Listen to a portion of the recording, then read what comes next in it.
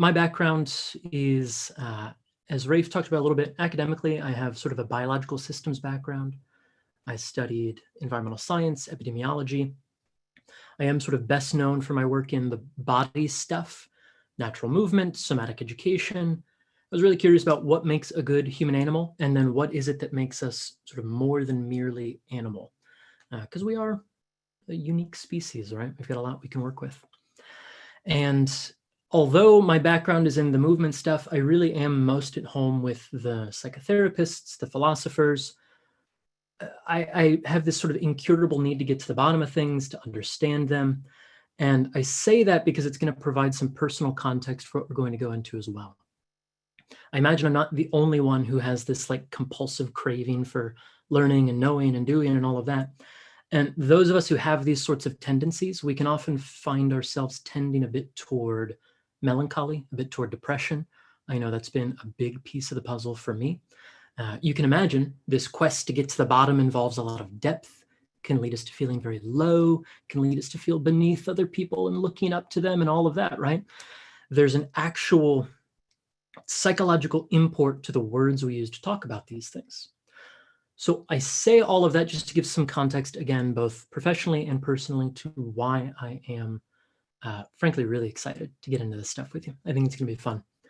Now, with that said, I do make a number of assumptions, and I've laid them out for us because I find that actually having these assumptions made explicit then helps us have a more intelligent conversation. So we're going to take a look at a few key things, and you'll hopefully forgive the ugly Google Doc. One of the things which I imagine isn't new to most people here is that there's a fundamental inseparability of what we call body and mind and environment, right? You might think, for example, of certain animation styles where they don't draw the borders on the little figures. What we tend to think of as body stuff and mind stuff and environment stuff, I don't know that we can draw a very clear line around those. So I'm going to work with this idea that these are unified. They're different lenses. They're different ways we can orient ourselves to the sort of phenomenon at hand. Yeah.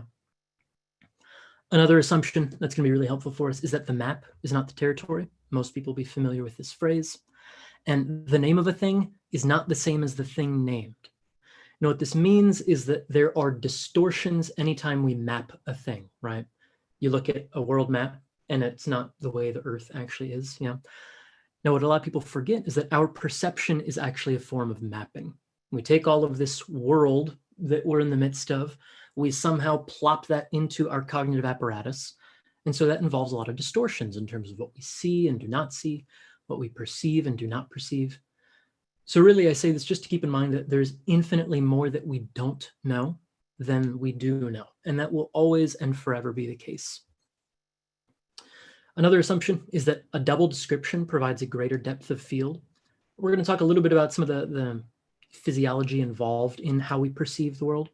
But as a simple example, you might consider that our binocular vision, the way that we actually see the world around us, it literally combines 2 points of view and affords us, again, a greater depth of field. It helps us navigate this landscape with a bit more ease, right? Another idea is that movement and thought develop in similar ways. They develop stochastically. Now, what I mean by that is that there is a random component and a bit of a selective process. We don't just move around in every possible way all the time. There are certain stable ways we move. And we don't just think every random thought all the time. There are certain stable ways that we think across time as well. So we'll keep that in mind moving forward. Just a little technical detail. Since we are going to be talking about movement and metaphor, I hope it's at least a somewhat familiar idea to people that we understand meaning and language largely through our embodied experience. For example, everyone here knows what it means to have their back up against the wall, and what it means to be in over their head and all of this, right? One other thing is that I'm going to put a bit of an emphasis on focusing on the what and the how rather than the why. What I tend to find when people are spinning their wheels a bit with this whole approach to change work when it comes to the psychotherapeutic tradition, all of this, they can get a little hung up on insight and the kind of wild goose chase for why are things such a mess or why did I get this way and all of that. And I don't find that as helpful. I'm a bit of a pragmatic existentialist. I want to know what I can actually do about a thing and how I can go about doing that, more so than any kind of causative reasons why necessarily.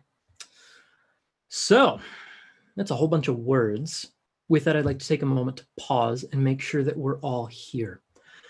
And I mean that in a bit of an embodied sense. So wherever you are right now, would you actually orient to the situation you're in? Would you just take a look around? And notice as you do so, what parts of yourself are involved in this looking, yeah?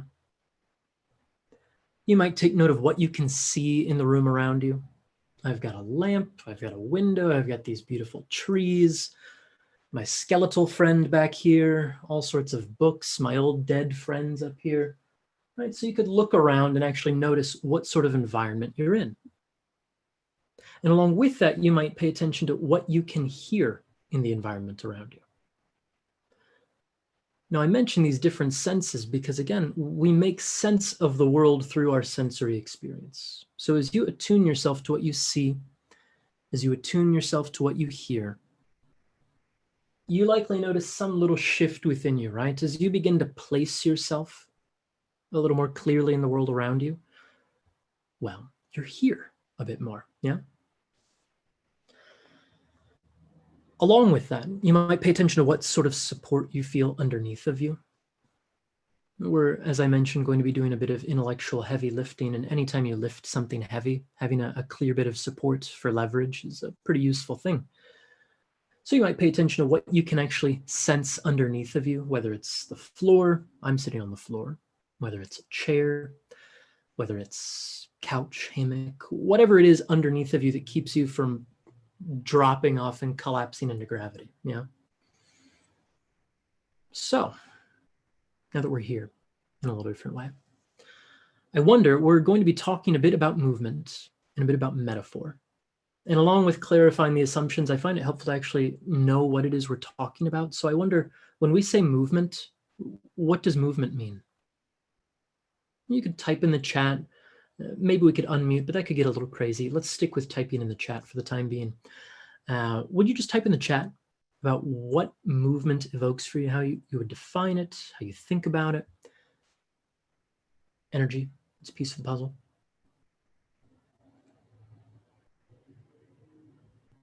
Physical change, motion, life, Rob, life, too philosophical. Expression, emotions.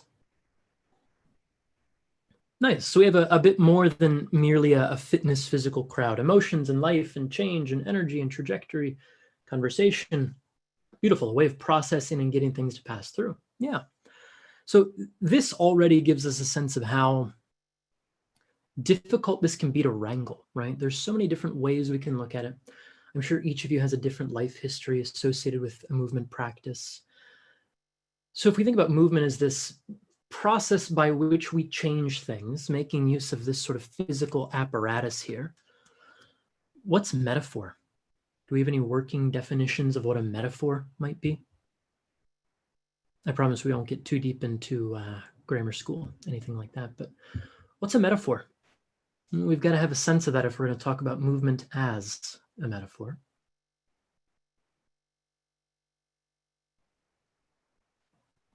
It's a figure of speech, a demonstration, a relationship.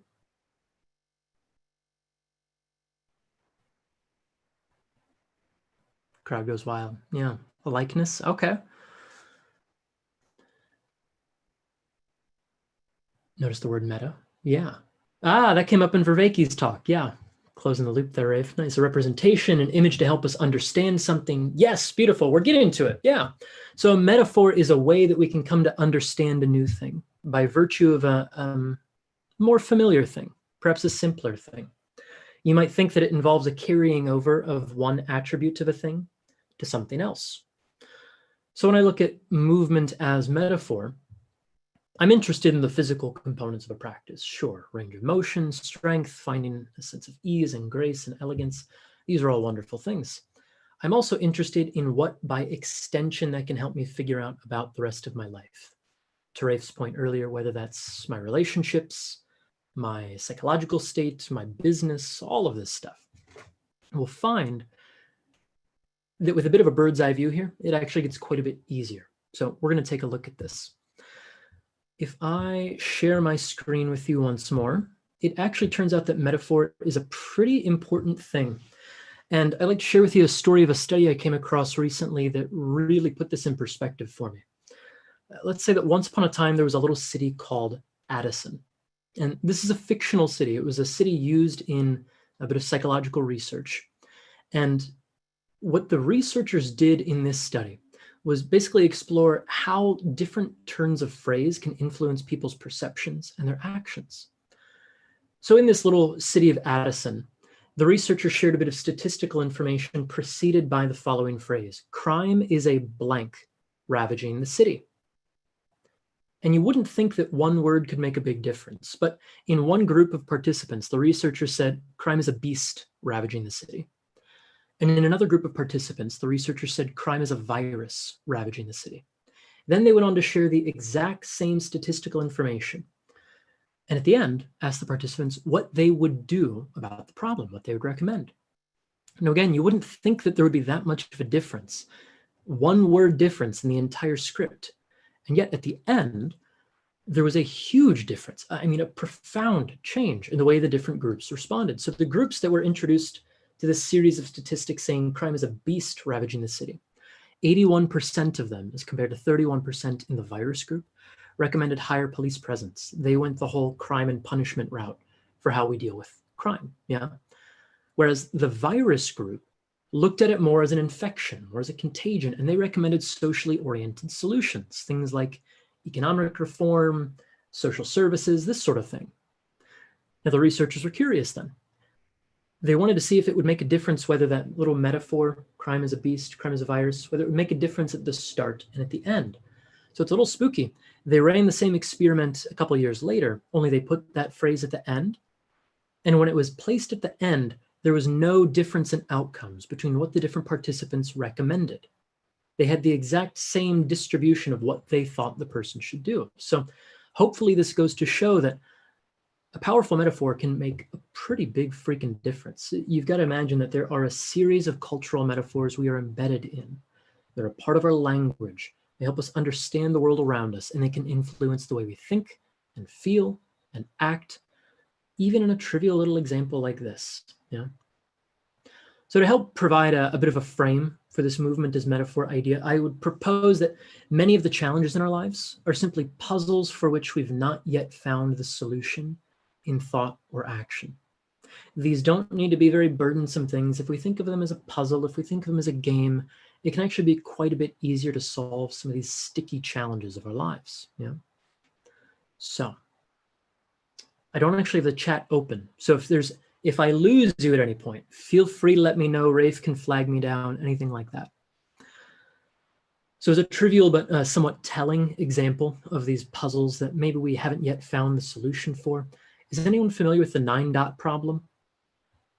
If not, we have an example of it here. And for those who are unfamiliar with this, here's your task. You have these 9 dots on the screen.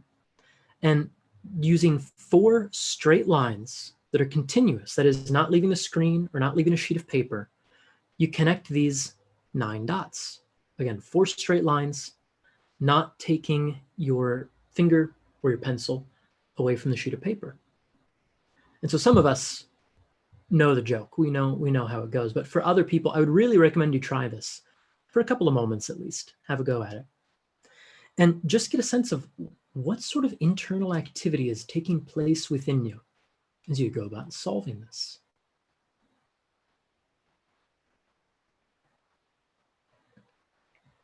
And we'll have a bit of an awkward pause while we wait for people to figure it out too. So what most people do when they attempt to solve this the first time through, they connect a line here, they connect a line here, they connect a line here, and then they think, oh shit, well now there's that middle dot that I can't get. Okay, maybe I'll draw a diagonal first, and then I'll go up here, and then I'll go over there. Well, no, that doesn't work either, because then I go there, and there's that dot left over. What happens when most people first come across this sort of puzzle is that they see an imaginary box, yeah? They perceive a box made out of these 9 dots, and the point to this silly little example is that no amount of drawing lines within that box is going to help you solve the problem. In order to solve the problem, you must, think outside of the box, right? So you draw a line that extends down beyond those dots. You draw a diagonal that extends up outside the dots once again. You return to the starting position, and then you connect down there. And it's really pretty simple once you see it. But what this is an example of is it's a challenging situation in some of the literature on change work. We're looking at the difference between a first order change and a second order change. And what I hope to equip each of you to do is affect a second order change in your life, because that's where the really sexy stuff happens. That's where we don't merely make an incremental progress or just cope with a situation and feel a little bit better. It's where we actually affect a significant change in our lives. As a reference, you might think that first order change is a change within the system. So in this case, it's drawing a bunch of lines inside that box. Whereas a second order change is a change of the system itself. It's a change in the assumptions. It's a change in the premises that I'm using to influence my thought and action. Yeah. So, simple example, but pretty important. So, thinking back to some of our assumptions before, I want to work with the idea that the challenge you're facing, it's not a deficit in you. It's not something just intrinsic to you. And it's not something intrinsic to the environment either, or the thing that you call the environment, right? The challenge you're facing exists as a dynamic between the organism and the environment. If anyone saw, let me stop share for a second because I'd love to see some faces and thumbs. Did anyone see John Vervaeke's talk on Thursday? Yes, no, yes, So we talked about this idea that grabbability of an object isn't an intrinsic property of the object, right? Like the ability to grab this mason jar full of, let's say, Everclear, the ability to grab this doesn't just live in the mason jar, and it doesn't just live in my hand, right? It is the interaction of my environment and my hand that allows this to take place. Now, for certain people, they'll run into all sorts of situations where the environment proves a little challenging. They're unable to perceive a way out of it. They see a box where maybe a box doesn't actually exist. Yeah. So again, the challenges that you're up against, whether it's anxiety, whether it's depression, whether it's just psychological feeling of ill at ease, whether it's a business thing, it's not that you're irredeemably flawed. I mean, you might be, but I'm going to hope that perhaps you're not. But I'm going to propose that it exists as a dynamic between you and the world around you. And that in large part, it is governed by your perception. So anyone else who saw Vervaeke's talk would be familiar with this idea of perception through inaction, that we actually see the world by moving through it because we are embedded in it, right? I perceive these things because of a lifetime's worth of motor history through which I interact with these things. A pencil affords me the ability to write. A mug affords me the ability to drink a sip of water. I'm just going to interject because I think it's going to be quite confusing for people. When you say inaction, you meant enacted it with an E as opposed to inaction, IN. The use of those two terms can get very, very, very confusing because they mean exactly the opposite, but they sound almost the same. It's a funny thing. Yeah. So inaction, and maybe we can type that in here with an E, not inaction. I'm going to recommend that you are not inactive as we go through this process, that you enact the kind of situation you'd like to find yourself in. Good catch. Everybody still here with us after that little diversion? Yeah, cool. So we'll go back to the sharing the screen here. So this challenge you're facing exists somewhere at the intersection of you and the environment, at that matrix where you sort of end and the environment sort of begins. Now, I also propose that the form of the challenge contains the seed of the solution. What I mean by that is that the aesthetics of the challenge, they actually reveal something about how that challenge can be resolved. Now, since we're talking about movement as metaphor, I mean that both in terms of the body pattern associated with that challenge and in terms of the metaphorical representation the way that you think about that challenge.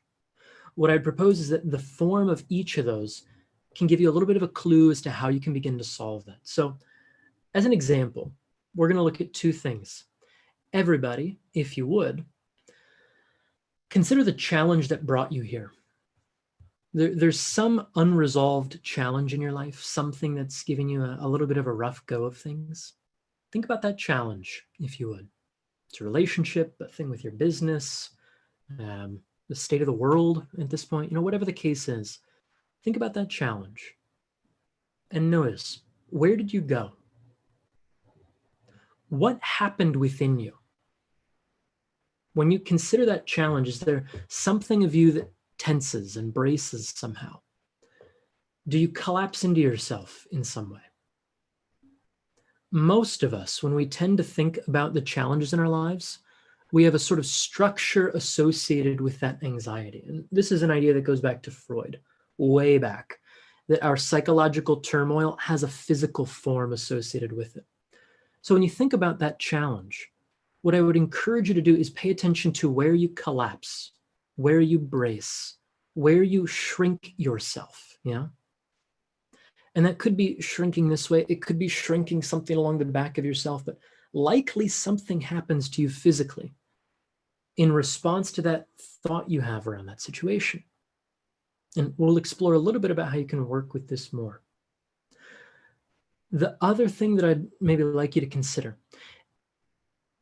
let's say that's the body pattern of it, the form of it in a physical sense. There's a form that this has in your mind's eye as well. Now, a way you can begin to discover this is by answering a simple sort of question, although it might take you some time to come up with an answer. But when you think about the challenge you're up against, what's it like? This is an incredibly revealing question. And as I mentioned, it is simple, but when I go through this work with clients, it actually can take us a good amount of time to come up with an answer.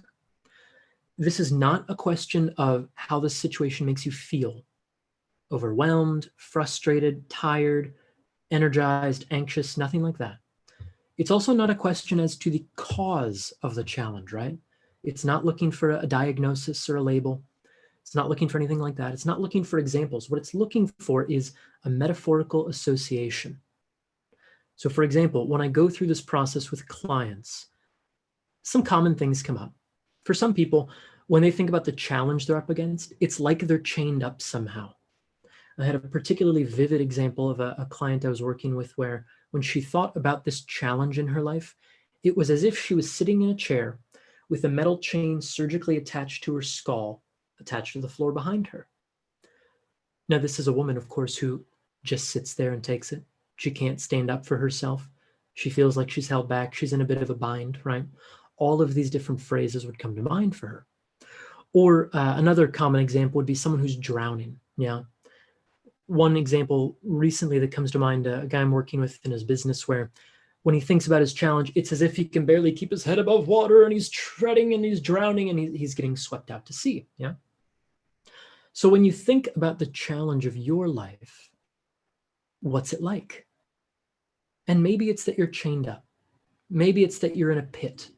As I mentioned, I tend toward melancholy. I tend toward depression. My challenges tend to be pits in nature, holes in the ground, holes that I dig for myself, holes that I've stumbled into. For some people, their challenges might be big burdens they have to carry around. For others, it might be that they're in the dark. For some, it's that they're stabbed in the back or something like that. So when you think about what your challenge is like, what you've done is create an incredibly information-rich situation by understanding your metaphorical representation of it. So, what do we then do with that? As I mentioned before, the form of the challenge holds a clue to the solution. And I'm an unrelenting, pragmatic existentialist. Again, we're not looking for the whys. When you begin to know what the dynamic is between you and the environment, the dynamic between you and that situation, when you know what it is, whether it's a collapse into yourself, whether it's a drowning in the sea, when you know the what's and the how it persists, we can begin to change that. So what we're looking for is what's taking place and how is it occurring? If you think about a particular challenge, say how much money is in your bank account. If you think about how much money is in your bank account and you notice that little body response, maybe it's a clenching in the diaphragm, maybe you're like copacetic and you're just like, I got all the money in the bank account I could ever want. Whatever the case is, if that's a challenge, notice what happens to you physically and how it occurs. What I mean by that is, what do you brace when you brace? What do you tense when you tense? How is it that you catch your breath? How is it that you collapse into yourself? These things are incredibly revealing because those tend to be automatic, habituated responses to those situations. And because so much of our perception is wrapped up ontologically, that is to say that we perceive the world as we are in an embodied sense, if I perceive my challenges from this place, if this is the response they evoke within me, this is a pretty rough way to be. You can imagine if I'm making my way through the world like this and I approach every challenge here, Rafe, is this a good way for me to set up for a jump? Am I going to do a backflip from this position? Am I equipped to deal with much of anything if this is how I respond to a threat? Not necessarily. In some cases, yeah. But so we know, I'm just now seeing the chat. For some reason, the chat wasn't up when I had that. It's like a marathon. It's like it's lost in the fog, shifting sands. We've got some vivid things here. This is beautiful. You're catching on wonderfully. So we'll go back to the ugly doc here. We must know what and we must know how. When we know what and we know how, we can change it. What we want to do is begin to dismantle the ways in which that dynamic persists. The primary way we do this, as like a very tangible thing right here, the primary way we do this is by identifying what happens and inhibiting those ways that we persist in that pattern. If you notice that when you think about that challenge, you collapse into yourself, it sounds simple. It's going to sound very trite when I say it, but inhibit your collapse. If you notice that you tense and brace your back when you think about that relationship you've got to have with your business partner or your spouse, inhibit that bracing. And we do that by noticing what we're doing, and then we just stop doing that thing. And I don't mean to say we just stop as if that's some easy, trivial thing, because it's not. This is actually some of the hardest work you will likely ever do, is inhibiting your habitual tendencies.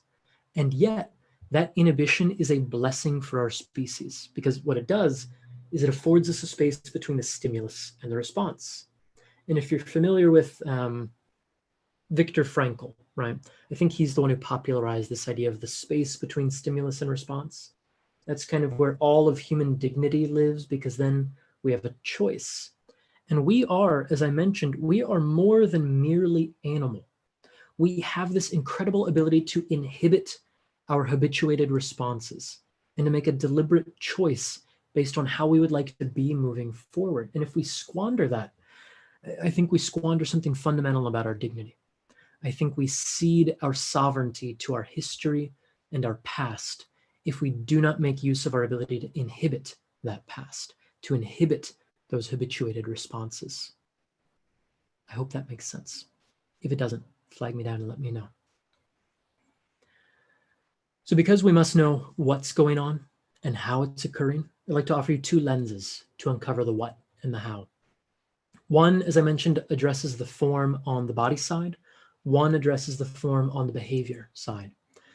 The first is here and now awareness. One of the strongest influences in my way of thinking and understanding the world is the Gestalt school, Gestalt therapy, Gestalt psychology. And Fritz Perls, sort of the head honcho within Gestalt therapy, said that there's tremendous therapeutic value in here and now awareness, that the awareness technique alone can lead to profound changes in a person's psychological adjustment. So what you do, you might consider right here, right now, we'll stop share again. Right here, right now, how do you know that you have a body or that you are a body? What's obvious right now? So often we go looking for all sorts of complicated, complex things, but there is tremendous value simply in reacquainting ourselves to what is obvious. So what do you notice about yourself? What do you notice about the sense of space you occupy? What do you notice about what moves here and now? What do you notice about what you're doing? What do you sense? What do you feel? What do you imagine? What do you think? You could play this little game of right here, right now, I notice blank. You could play it for a good 10 minutes and you will get very irritated with yourself, very frustrated with yourself. You'll start to mobilize something about that irritation and frustration and boredom, and that can be a very important thing. So one thing I would encourage you to do is, if you aren't already, I hope this is somewhat remedial, this particular part. If you aren't already, I would highly encourage you to begin some small practice of here and now awareness. What's obvious about the fact that I'm not just some disembodied spirit floating through the mists? Like, how do I know that I tangibly exist? The other lens that I would invite you to consider, no, I skipped one thing. There's a part I wanted to keep in mind. You're likely aware of right now, in your here and now awareness, some uncomfortable things, some things that are a little unpleasant, unsettling. I'm sure I'm not the only person with a history of injury, tension, tightness, that sort of thing. So based on what you notice, a really underappreciated way that we can give ourselves a better go of things is a basic practice of self-regulation. Based on what you notice, what's one small thing that would make you a little better off right now? For example, I notice right now I'm flapping my gums a lot and I'm quite thirsty. It would be much better for me if I had a drink of water. So I'm going to do that. And that's such a trivial example. And yet when I reflect back on what I just did, that was a good thing for me. That was me noticing and attending to my basic needs. And this process of noticing what you're aware of, noticing what could be better, and then doing some small thing to attend to that need, that is profoundly constructive for one's self-image. That's how you begin to remind yourself of your capability of doing something in the world, is by doing some small thing. And you start to scaffold bigger and bigger things on those small little actions. There's a reason why all of the sort of pop self-helpery stuff starts with clean your room, make your bed. It's a simple thing. It's available to everybody. And doing so can actually reinforce your sense of self. If you're going in with that intention of, I'm going to do something to make my life a little better, that simple frame can be pretty profound. So I would recommend, again, here and now awareness. What do you notice in your body? What would make you a little better off? You can apply this when you think of that challenging situation as well. If I collapse, what would make me a little bit better?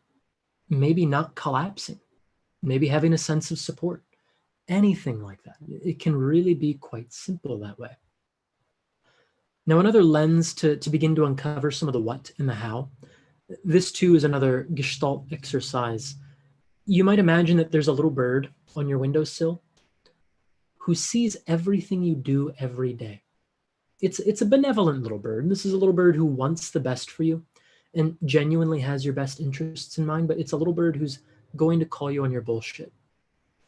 So you might imagine, and you could write this out. I would encourage you, write this out every day for a week or 2 weeks. What does that little bird see every single day? What does that little bird see you do? Where does that little bird see you do it, and with whom? What shapes does that little bird see you make every day? How much time does that little bird see you spend in front of a computer, right? All of these things. And then after a week, after you've gathered some data there, you can just have a little gut check. How's that working out? What does that reveal about your implicit preferences, about your implicit biases, about how you live your life, right? If you're the sort of person who talks a lot about movement and the little bird doesn't see you get off the couch for a week, that's a challenging dynamic to reconcile. And then we have that opportunity to think, well, am I actually someone who cares about movement? Or am I actually someone who cares about sitting on the couch? Am I something else altogether? Yeah. So you can simply notice on a daily basis, multiple times a day, what's obvious about the fact that you are a body. And you can track a little coarser resolution on a behavioral sense, what's obvious about the way that you engage with the world? What's obvious about the way that you make your way through the environment around you? And these are incredible sources of information. They're so simple. And again, sometimes simply bringing awareness to a particular dynamic is enough to shift that dynamic. But if it's not, you're in luck. There is a magic 4-step process for making a change. I say that somewhat facetiously because it is 4 steps. It is not, however, magic. This comes from a body of work from the Palo Alto group, which is a group of psychotherapists under the sort of theoretical guidance of Gregory Bateson, who, in my mind, just underappreciated, brilliant person in the world. But anyway, this model of change has 4 component parts, and you might take note of these because they are incredibly useful once we get a sense of them. First, if you want to make a change, you must have a clear definition of the problem. You've got to know what it is you want to change. Maybe it's, I've got this tension in my back. Maybe it's, I can't say no to people without feeling guilty. Maybe it's, I can't seem to find a sense of meaning in my life. Maybe it's, I never have any money left over at the end of the month. Whatever the thing is, a clear definition of the problem. And along with that, I would encourage you to think again, you want to get a sense of its form in both body and thought. So you define the problem, you think about it, and you notice, where do I collapse into my body, or where do I brace? And what is this problem like? What's the way that I represent it? What's the way that I map this out in my mind's eye? Because I should say, when you map out these metaphors, it becomes so apparent what stupid stuff you can stop doing. I'll give you a couple of brief examples. The woman who, she had that chain, the back of her head to the floor, what she did to deal with that. And you might ask yourself this, what do I do to deal with this? We'll talk about that more in a moment. She smoked a lot of cannabis. She went and talked about it in talk therapy, and she did a bunch of research. And she sat and meditated too. So you can list out all those solutions, and then we could try those on for science. So I asked her, I said, let's imagine that you and we come across a woman who's actually chained to the floor. She's sitting in a chair, she's chained to the floor. And then we're experts. So let's give her some advice. Don't worry, it looks like a tough spot you're in, but just smoke a little weed, talk about it some, sit there and meditate, and you're gonna be just fine. I see a couple of laughs. Inevitably, we get the joke when we can dissociate our strategy this way, yeah? The guy who was drowning, I should say too, his strategy was, I'm gonna get an accountability buddy. I'm gonna just like keep breathing. I'm gonna do all this stuff. And so we tried that out too. And I said, hey, you there drowning out in the water, get an accountability buddy and just keep breathing. It's like, it seems a little silly, right? But we've got to dismantle the habitual associative networks we live in some way. And a little comedy is a good way to do that. So I recognize that this is a lot to chew on all at once. We can pick it apart a bit more in the quick Q&A. So you get a clear definition of the problem and its form, both in your structure and in your cognitive representation. You go and investigate all the attempted solutions, like maybe cannabis, not the best way out of it if you're chained to the floor. Maybe sitting there meditating, not the best thing if you're chained to the floor. So you investigate those things because primarily you just want to inhibit those. So many people are worried about finding the right solution to their particular problems when we're actually given an incredible opportunity when we stop doing stupid shit that doesn't work. We can save ourselves a lot of effort and frustration and headache. We can free up a lot of time and a lot of energy that can go into all sorts of creative ideation when we just stop doing the things that don't work. And I don't mean to say just to diminish that, because it is no small feat. But when we inhibit those tendencies that aren't working and may in fact be perpetuating that dynamic, again, we have this incredible freedom. We just have this space to think and perceive and act differently. Now, the third step here is a clear definition of a change to be perceived. Now, I say this because quite often, and I'm sure I'm not the only one who's encountered this on the giving and receiving end. Quite often when we enter into change work situations, we go in wanting, I just want to feel better. It's like, well, that's not helpful. It's not very vague, right? What we're looking for here, and this goes back to the way that we actually perceive the world around us, we're looking for a discernible difference. I'm looking for some way that I will know that I've achieved something, right? I know this pencil because everything else around it is not pencil. It is discernibly different from everything else around it. So if you think about the change to be achieved, the outcome that you're looking for, what would be discernibly different? We can't just say, I want more money. We can't just say, I want to feel better. Like, well, we can, but it's not very helpful. It doesn't actually give us a whole lot to work with. But how much? What would happier look like? What would you be doing? Who would you be with? Where would you be? All of this stuff. We've got to define these things, because having an aim, it doesn't guarantee that you're going to hit the mark, but it is a way better shot of hitting it than if you don't define what it is you're aiming for. Rafe, I'm sure we could geek out a lot more on aiming and J.J. Gibson and all of that, but for the time being, we want to have an actual aim in sight. It makes life easier. Also, it's the source of all positive affect. To know that we're actually moving toward a thing, it's a really helpful thing for a number of reasons. So again, what's the discernible difference? And then the fourth step is we formulate and implement a plan. Now, I would encourage you to look at this in a couple of different ways. One, inhibiting the tendency, that could be step one of the plan. Stop doing the thing. That could be step one. Now, what I would encourage beyond this is to actually embody the change you're looking for and leverage the metaphorical frame. Now, let me try and bring that out of cheesy platitude into something we can actually work with. For the woman who is chained into a chair by the back of her head, she needs to practice standing up for herself, right? She might need to practice breaking the chains. This might involve some vigorous movement, finding support from the legs.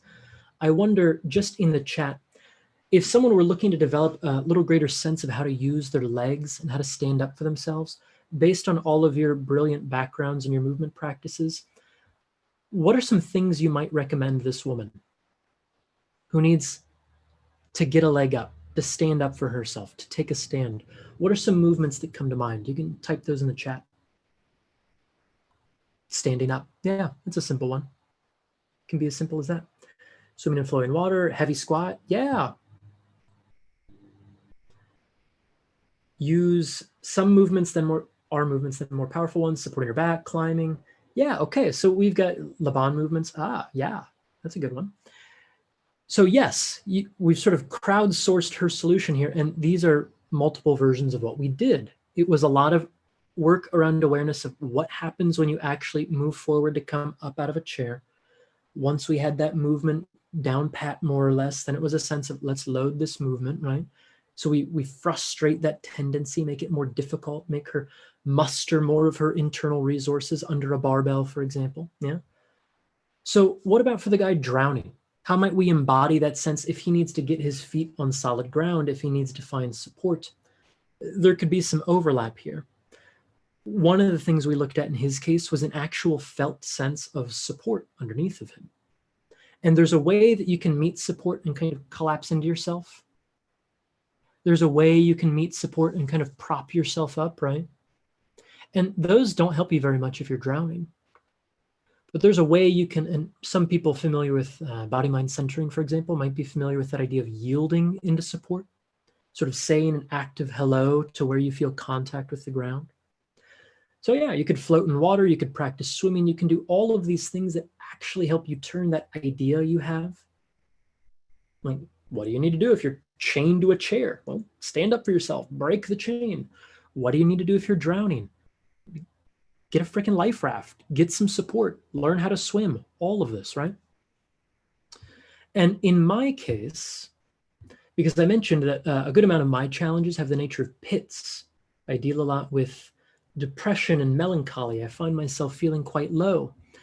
If I'm stuck in a pit, I can wait for someone to give me a hand up and hand out, or I can grow the hell up and out of that situation. Now, what might I do to grow the hell up? Well, I could actually stretch myself. I could take up more space. I could work on these movements that help me find support. I could reach up and get a grip. I could get a grip and climb my way out of that thing, right? So a lot of climbing, a lot of like heavy deadlifts, a lot of big space-oriented movements, yeah? Maybe even just spending some time in this position, taking up space. Maybe something like stepping this back here a bit, taking up space and letting all of you see me, being a bigger version of myself. It's kind of a challenging thing for me. I'm not gonna lie. It's a bit of a raw edge to take up space. It's unfamiliar for me, yeah?